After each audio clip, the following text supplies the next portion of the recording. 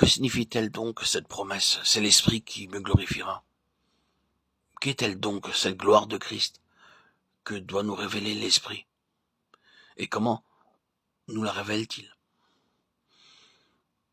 Par les Écritures, nous savons ce qu'est la gloire de Christ. Nous y lisons ceci. Tu l'as couronné de gloire et d'honneur.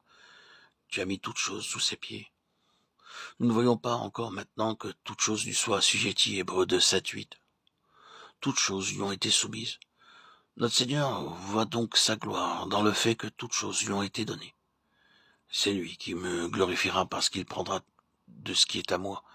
Tout ce que mon Père a est à moi. C'est pourquoi je vous ai dit qu'il prendra de ce qui est à moi et qu'il vous l'annoncera. Jean 16, 15.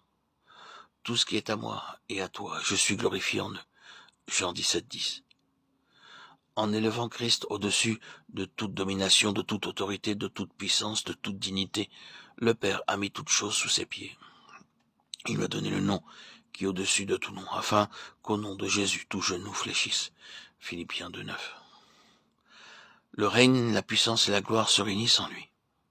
À celui qui est assis sur le trône et à l'agneau soit la louange, l'honneur, la gloire et la force au siècle des siècles. Apocalypse 5, 13. Voilà donc comment Jésus est glorifié au ciel. C'est en siégeant sur le trône de la gloire de Dieu, ayant toutes choses sous ses pieds. Éphésiens 1, 20, 23. Quand le Saint-Esprit vient glorifier Jésus en nous, c'est sous cet aspect-là qu'il nous révèle sa gloire. Il prend de ce qui est à Christ et nous l'annonce.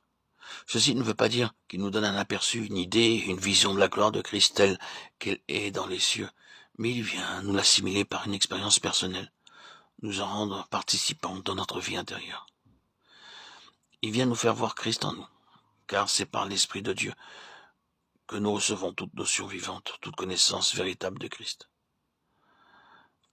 Quand Christ entre en nous comme un faible nouveau-né, quand il se développe et grandit, et qu'il est formé en nous, Galates 4, 19. Quand nous apprenons à nous confier en lui, à lui obéir et à le servir, tout cela est déjà l'œuvre du Saint-Esprit.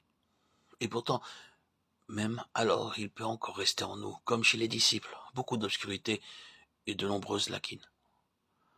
Mais quand ensuite le Saint-Esprit complète son œuvre, venant nous révéler le Seigneur, glorifier, le trône de sa gloire s'établit dans notre cœur et il domine tout ennemi.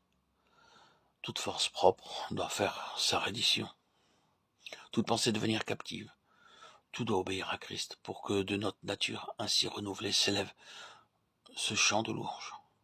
Gloire à celui qui est assis sur le trône. Apocalypse 5, 13. Quoique nous devions dire jusqu'à la fin, le bien n'habite point en moi, c'est-à-dire en ma chair. Romains 7, 18. La sainte présence de Christ remplit alors si bien le cœur, elle règle si bien la vie qu'elle maîtrise tout. Ce n'est plus le péché qui domine, car la loi de l'esprit de vie en Jésus-Christ nous a affranchis de la loi du péché et de la mort. Romains 8, 2.